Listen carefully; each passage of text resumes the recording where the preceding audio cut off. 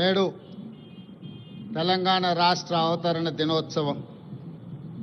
విద్యార్థులు, యువకులు, ఉద్యోగులు, మహిళలు, మేధావులు, కవులు, కళాకారులు, సకల జనులు ఉద్యమించి ప్రత్యేక రాష్ట్ర ఆకాంక్షను నెరవేర్చుకున్న రోజు.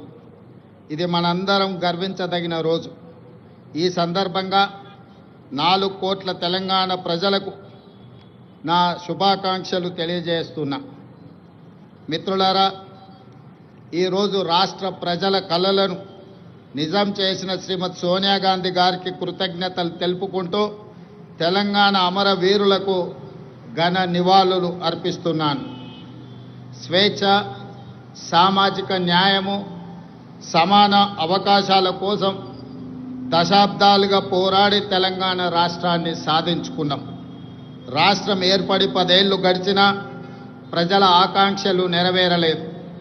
అందుకే 10 ఏళ్ల ఆధిపత్యాన్ని తిరస్కరించి ప్రజలు ప్రజాప్రభుత్వాన్ని ఏర్పాటు చేసుకున్నారు.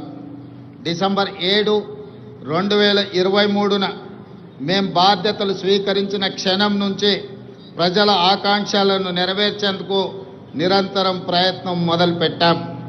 మేం బాధ్యతలు చేపట్టే నాటికి రాష్ట్ర ఆర్థిక వ్యవస్థ అస్తవ్యస్తమైనది.